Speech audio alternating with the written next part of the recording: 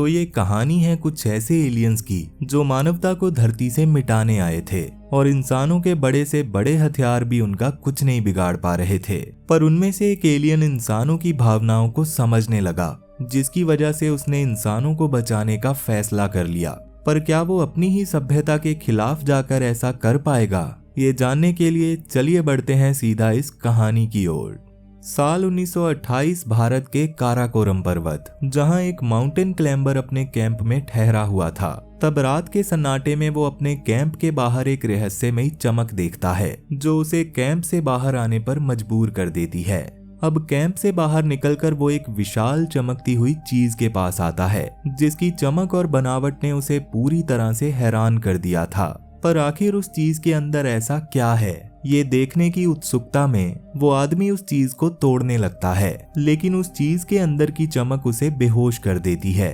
अब कुछ देर के बाद जब उस आदमी को होश आता है तो उसके हाथ पर एक रहस्यमयी निशान बना हुआ था और वो चमकती हुई चीज भी वहां से गायब हो चुकी थी। ये घटना हम दर्शकों के मन में कई सवाल छोड़ गई थी, जैसे कि वो चमकती हुई चीज क्या थी और इस आदमी के हाथ पर ये निशान कैसे आया। पर अगर तुम इस वीडियो को पूरा देखोगे तो तुम्हें तुम्हारे सवालों के जवाब मिल जाएंगे।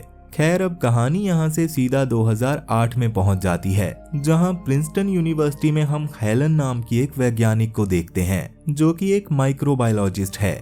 हेलन एक सिंगल मदर है और वो अपने सौतेले बेटे जेकब के साथ रहती है। पर एक रात के खाने के वक्त कुछ सरकारी एजेंट्स वहां आकर हेलन को अपने साथ ले जाते हैं। तब रास्ते में हेलन उनसे पूछती है कि आखिर मुझे क्यों ले जाया जा रहा है, लेकिन इस बारे में उन एजेंट्स को भी कोई जानकारी नहीं थी। पर यह काम इतना जरूरी था कि उन लोगों के लिए हाईवे तक को बंद कर दिया गया था, ताकि उन्हें पहुंचने में किसी भी तरह की देरी ना हो। अब इसके बाद हेलन को एक मिलिट्री प्लेन में बिठा दिया जाता है और उस प्लेन में हेलन की तरह और भी कई वैज्ञानिक थे, जिन्हें हेलन की तरह ही यहाँ पर लाया गया था। पर उनमें से किसी को भी ये नहीं पता था कि उन लोगों को आखिर यहाँ क्यों लाया गया है। अब इस प्लेन को एक मिलिट्री एकेडमी में उतारा जाता है, जहाँ एक ऑफिसर सब वैज्ञानिकों को बता रहा था कि फोन और कैमरा अंदर ले जाना मना है। पर हेलन अपना फोन छुपा लेती है। इसी बीच हेलन को माइकल नाम का उसका एक दोस्त मिलता है, जो उसे बताता है कि मैंने ही इस सब में तुम्हारा नाम डाला है। अब इस सब के बाद उन सबको कॉन्फ्रेंस रूम में ले जाया जाता है, जहां बताया जाता है कि आखिर इन सबको यहाँ क्यों बुलाया गया है। वहां पता चलता है कि अंतरिक्ष में कुछ एबनॉर्मल और खतरनाक हो रहा है। दरअसल नासा के वैज्ञानिकों ने ये पता लगाया है कि कोई अनजान चीज बहुत ही तेजी से पृथ्वी की ओर बढ़ रही है और ये चीज सीधा मैनहट्टन शहर से टकराएगी। पर इससे होने वाले परिणाम का उन लोगों को कोई अंदाजा नहीं है।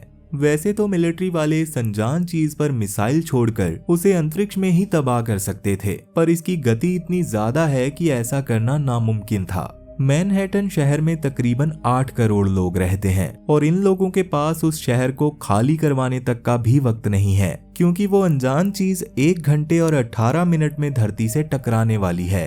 अब इस सब के बाद हेलन चुपके से बाथरूम में जाकर जेकब को फोन करती है और उसे बताती है कि बहुत जल्द काफी तेज तूफान आने वाला है, इसलिए तुम इजाबेल के साथ बेसमेंट में चले जाना। इजाबेल हेलन की बहुत अच्छी दोस्त है और जब से हेलन यहाँ आई है तब से इजाबेल ही जेकब का ख्याल रख रही है।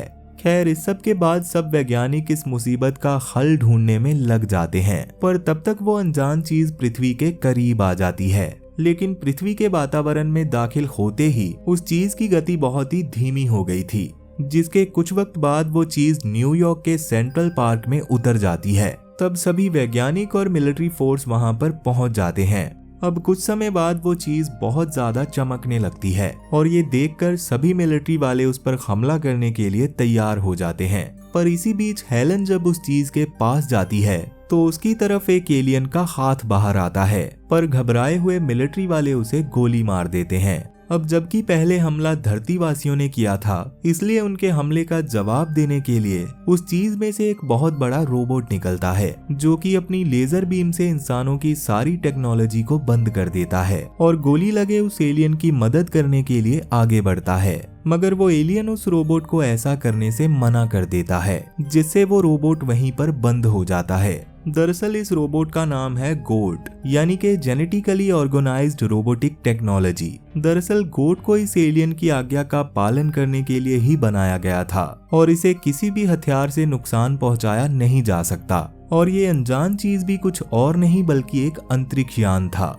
अब इतना कुछ होने के बाद जल्दी से उस एलियन को मिलिट्री के अस्पताल में ले जाया जाता है, जहां एक डॉक्टर उसके अंदर से गोली निकालता है और तब उसे पता चलता है कि ये उस एलियन का शरीर नहीं है। अब उस एलियन की बाहरी चिपचिपी परत धीरे धीरे निकल जाती है और उसके अंदर से निकलने वाला एलियन अब धीरे धीरे इंसानी रूप लेता जा रहा था।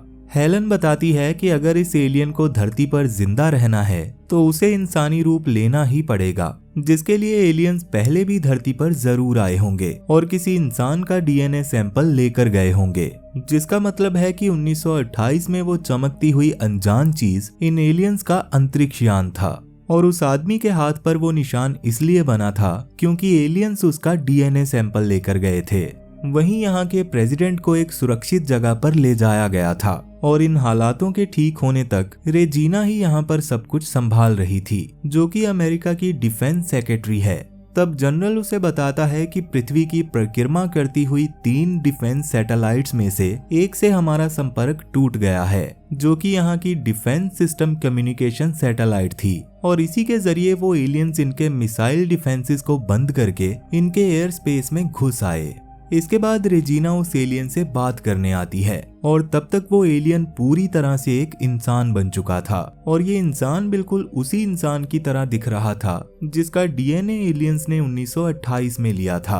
अब वो एलियन बताता है कि मेरा नाम कलाटू है और रेजिना उससे पूछती है कि तुम्हारा हमारे ग्रह पर आने का क्या मकसद है, पर वो एलियन कहता है कि मैं धरती के लीडर से बात करना चाहता हूँ और मैं ये सब उसी को बताऊंगा। मगर रेजिना उसकी बात को अनसुना करते हुए ये फैसला करती है कि कलाटू को बेहोश करके किसी और जगह पर ले जाया जाए जहां उससे अच्छे से पूछताछ की जाएगी। पर माइकल इसमें रेजिना का साथ देने से मना कर देता है। मगर हेलन जानती थी कि अगर उन्होंने ये नहीं किया तो रेजिना ये किसी और से करवा लेगी, इसलिए वो कलाटू को बेहोश करने के लिए मान जाती है।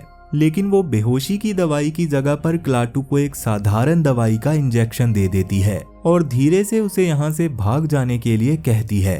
अब इंजेक्शन के बाद कलाटू को पूछताछ के लिए ले जाया जाता है, जहाँ एक वैज्ञानिक कलाटू से पूछताछ करते वक्त उस पर पॉलीग्राफ मशीन का इस्तेमाल करता है।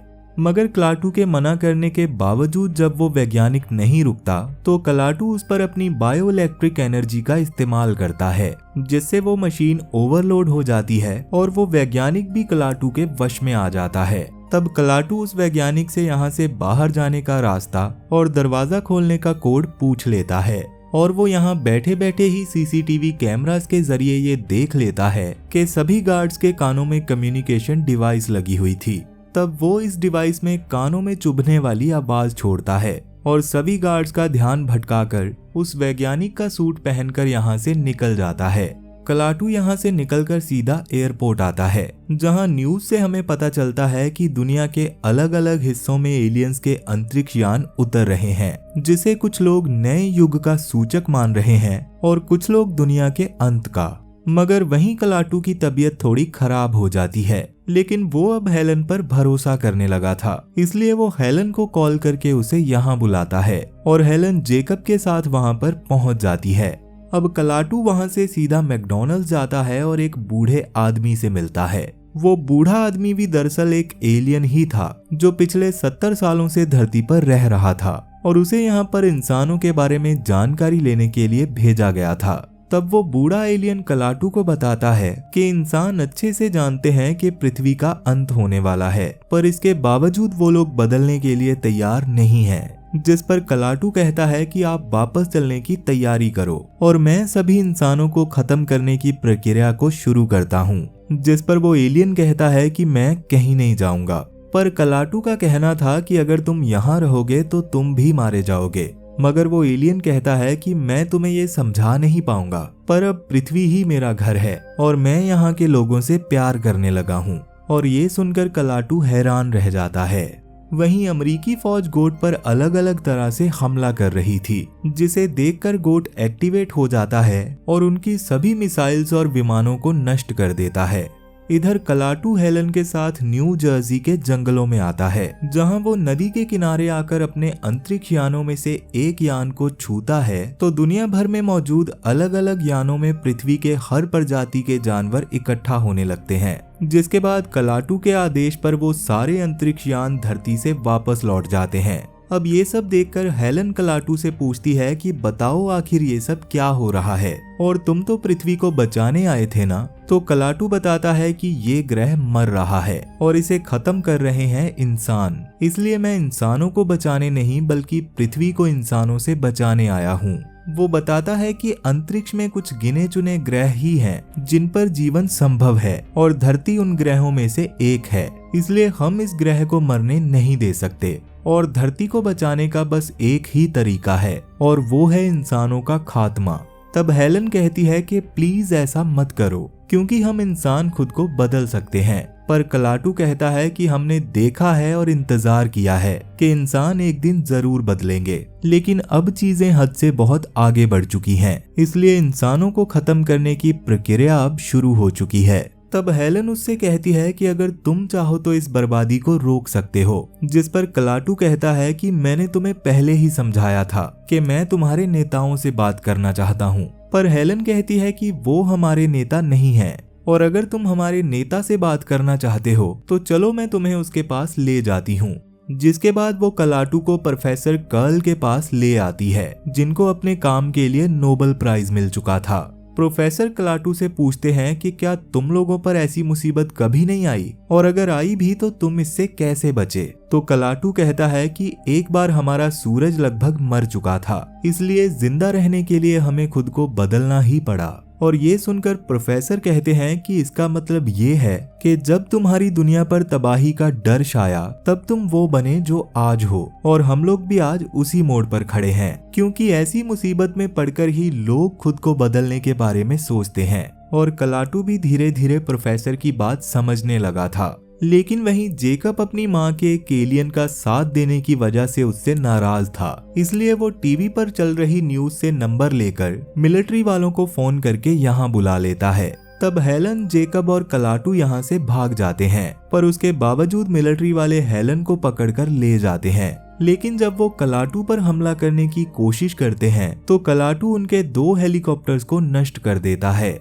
दूसरी ओर गोट पर अमेरिकी सेना के सारे हमले बेकार हो जाने के बाद वो लोग कंटेनमेंट पैनल्स का इस्तेमाल करके गोट को अंडरग्राउंड बेसमेंट में ले जाते हैं, जहां वो गोट के बारे में जानकारी हासिल करने के लिए हर मुमकिन कोशिश करते हैं। लेकिन गोट अपने छोटे छोटे कणों के जरिए उनके औजारों और मशीनों को खत्म करने लगता है, क्योंकि ये कण दरअसल नैनोबॉट्स हैं। तब डर के मारे वो लोग गोट को आग से जलाने की कोशिश करते हैं, लेकिन आग भी उसका कुछ नहीं बिगाड़ पाती। तब गोट छोटे छोटे कणों में बिखरकर उस चेंबर में तबाही मचा देता है और उस चेंबर के सील होने की वजह से वहां मौजूद सब लोग मारे जाते हैं। जिसके बाद गोट वहां से बाहर निकल आता है और मिलिट्री वाले उसे रोकने के लिए उस पर हमला करने लगते हैं, लेकिन गोट के कणों से बने इस तूफान पर उनके किसी भी हथियार का कोई असर नहीं होता, बल्कि वो पलक झपकते ही उनके सारे हथियारों को बर्बाद कर देता है। और अब ये तूफान हर जगह फैलकर अपने सामने आने वाली हर एक चीज को बर्बाद करता जा रहा था।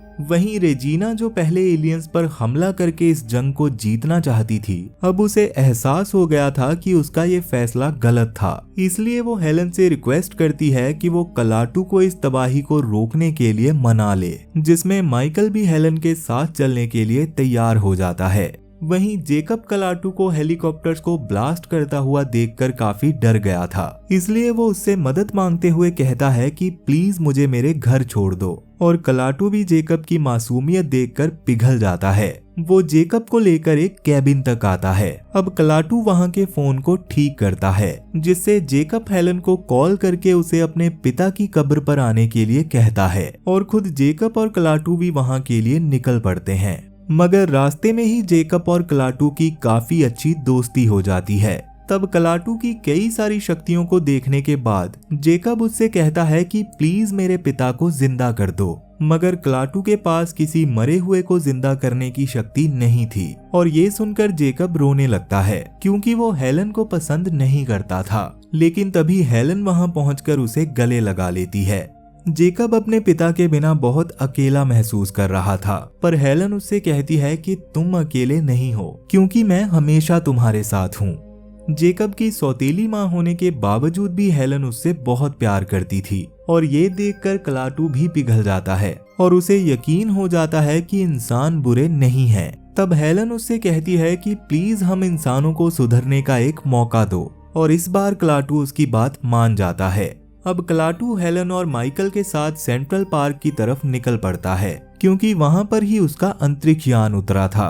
वहीं रेजिना कॉल पर प्रेसिडेंट से बात करते हुए बताती है कि अगर हमने एलियंस पर एक और हमला किया तो हालात बेकाबू हो जाएंगे, लेकिन प्रेसिडेंट उसकी बात नहीं मानता और उसे सेंट्रल पार्क में मौजूद अंतरिक्ष यान पर मिसाइल से हमला करने का आदेश देता है। और तब तक हेलन, माइकल और क्लाटू भी वहां पहुंचकर इस हमले की चपेट में आ जाते हैं, जिसमें माइकल मारा जाता है। इसी बीच गोट का तूफान भी यहां पर पहुंच चुका था।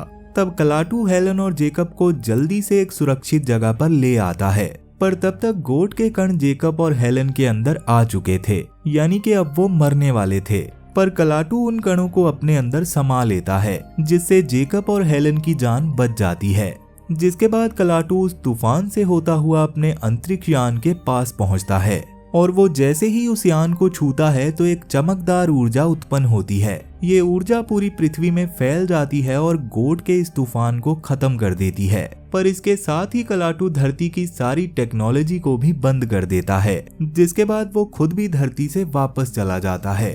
पर जाने से पहले उसने धरती को पूरी तरह से रीसेट कर दिया था। धरती पर अब इंसान की बनाई हुई सभी तकनीकें जैसे कि बिजली, संचार उपकरण और वाहन पूरी तरह से काम करना बंद कर देते हैं। और ये रीसेट मानवता के लिए एक संदेश है कि उन्हें अपनी तकनीक और पर्यावरण में बैलेंस बनाकर रहना चाहिए। और ये इंसानों के लिए जीवनदान के साथ साथ एक चेतावनी भी थी कि अगर इंसानों ने अपनी आदतों को नहीं बदला तो अगली बार उन्हें कोई दूसरा मौका नहीं मिलेगा।